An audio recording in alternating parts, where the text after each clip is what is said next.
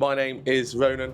And my name's Alex. Join us here in Doha, Qatar. For day 2 of our MSC Euribia cruise, we arrived here at 0808 AM local time. It's 1 hour behind Dubai, so it was an extra hour in bed. So do come along and let's see what Doha has to offer. So we always do get breakfast on the balcony now, so we can avoid that busy buffet. And here we are arriving into Doha. One thing I was surprised about, there was no jet bridge or air bridge, I don't know what you call it, between there and the terminal.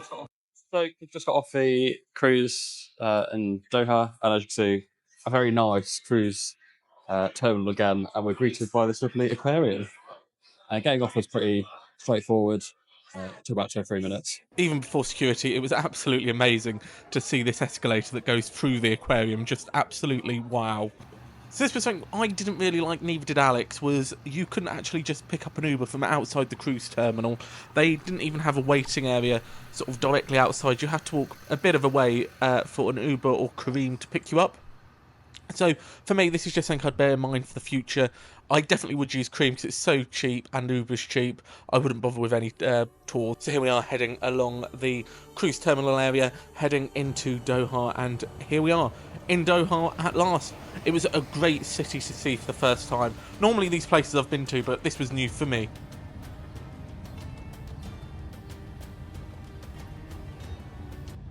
So we are at the National Museum of Qatar. Going to go and have a look to see what it's all about and get some history of Qatar. The building's quite beautiful. One issue I would say is getting an Uber from the port. It's a little bit cheeky because they try and then get you to go on this whole tour that you don't want. But yeah, I think it's a bit distasteful. Doesn't give a good impression of Qatar. Yeah, I agree. And that leads nicely on. Just the architecture here is just absolutely stunning. The way they've sort of latticed all of these concrete beams, it's literally an art sculpture in itself, just absolutely wow. At the time of filming it was about 50 Qatari riyals to get in, which is about 10 to 11 pounds, which is excellent value, as you'll see in the next few clips. Just even if you didn't like museums, which my mum hates museums, there was something to look at here. It took you through the whole history of Qatar, from the founding part of Qatar in terms of during the beginning of Earth, all the way through to modern times, looking at how people lived through the desert before all of this wealth and before all of these modern types and buildings were built. Here was an absolutely stunning carpet, and it just took you through the time really nicely, and it gave you a really good thought of what Qatar used to be like. So that's the National Museum of Qatar over with, and let's now head into Qatar and see what it's all like. Beautiful museum, it's a beautiful day here, so let's head down and see what Souq Waqif, I believe, or another one has to offer. We ordered a Kareem or Uber it was, and I couldn't believe how small it was. It said it was an SUV. Well, the seats in the back, it was meant to be a 7-seater, was very tight. We went to a mall which was absolutely stunning, as you can see here. It gave me the Palazzo or the Venetian vibes from Las Vegas, but we headed down onto the metro system. Myself and Alex both enjoying a little bit of transport. It was rather wow when we went down. It was really quiet. I'm not sure if this was just because of the time of day we were travelling or the area we were in, but you can just tell this metro has been built for the masses. Absolutely massive space. What I did find weird here though was the tram that we were getting on was even in a tunnel when it arrived at the platform with the closing doors, and this was just a little bit of our tram travel. It was rather easy to just buy a ticket. We got a gold pass, which on the tram you can't use, but we did get to use later on the main metro system, which can actually have automated trains, which is rather wow. But here we are. We decided we were going to Souq Waqif, and we had a rather long walk from the actual train station, but again, beautifully done. And for those that don't like the heat, this whole walkway was air conditioned, although again, a very long walk. It probably took us a good 10 minutes, but what I did like, from the minute you left the station, you were in such a sort of vibrant Arabic area. It really felt quite cultural, which I guess is the whole point of a souq. And you could just walk for absolutely hours around here. We didn't have hours, we were only here for about an hour and a half. So let's see what we had to look at. So here we are at Souq Waqif, their historic market. So yeah, come with us as we have a look around.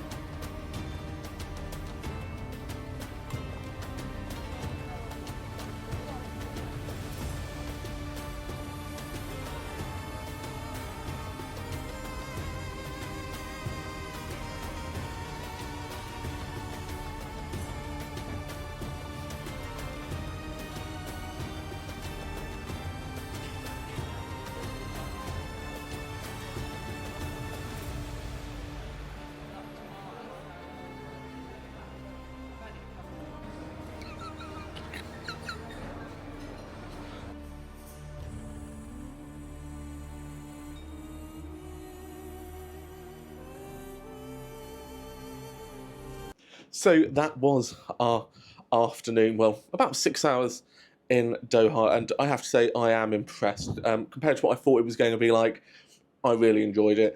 There seemed to be quite a lot to do from the Souq to the National Museum. You could have done the Islamic Art Gallery as well. Plus, we didn't even visit the Corniche or the harbour area. So we're definitely going to be back, in my view. I think this is a perfect place for sort of a gateway to the Far East and down into Australia, which a lot of people do. But if you are coming, make sure you do stay a night. And if you're on the MSC Euribia, don't worry about booking a tour or anything. You can use Uber and plenty of other apps while you're here. And I'll list a few on the screen as we go. But yeah, really clean. It felt a little bit like Dubai did sort of 10 years ago, which I prefer. I'm not a fan of how commercialised Dubai has become. But let's have a look to see how Alex felt. So like Ronan, also rated Doha. We started off at the museum, then headed to one of the shopping malls, and then ended up at one of the markets, which I think expected, but we thought it was going to be chaotic. But actually, it was very peaceful. So I'm not sure if we went to the right market or not, but yeah, makes a change to other markets out there that we've been to. I mean, we went to one in Turkey ages ago, didn't we? And also one in Dubai as well, and that was just carnage. It was like constantly being hassled and crowds of people everywhere. But this one, I don't know where everyone was, and generally people weren't really coming over to you to like get you to buy stuff, which was nice.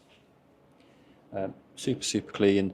As Renan said, plenty of taxi options available. The cruise do offer a shuttle bus into the town centre or the city centre here that costs €9 from memory. That'll be on the screen if that's incorrect. Or alternatively, you get a taxi, which is probably a lot cheaper if you're by yourself. And I guess if you're, if it's a group of you as well, it'll be a lot cheaper. There's no link though from what we experienced today from the Doha Metro to the cruise terminal, unless you want to walk it. So, but the taxis are cheap enough. So I mean, we got off here really early this morning. Definitely, probably could spend another few days here to have a proper look around. And as you can see, the skyline here is simply stunning. Just lighting up, yeah. As we just depart in about 5 minutes' time, might be able to see the tugboats behind Ronan there, and there's another one at the far side of the ship. And we're now departing very shortly. Next stop on the cruise will be Bahrain, and there's the horn now. And if you are interested in that Bahrain video and you're coming on the MSC Euribia, do click that like and subscribe button and stay tuned. That should be out in the next week or two. And that was us departing Doha, and it was beautiful to see the skyline lit up at night, and you can just tell it's such a modern city. But then we headed out for some evening entertainment. You can tell Carol and Alex were having some fun, and then we went down to see a theatre show. One thing I would say is on this cruise, the theatre shows were absolutely great. I know MSC are not as good as some of those other Royal Caribbean ships, but we enjoyed the entertainment, especially after a few drinks. I think you could have a really bad show and it would be fun. But there was a arcade themed show that evening. It was good enough. I'd had probably a few double vodka lemonades by this point. And then they used some lasers, which was fun. And there was a whole ship party, which it seemed to be nearly everyone got involved in, which was really fun. And then we headed up onto the upper deck, and wow, it was a party atmosphere up here. See you next time.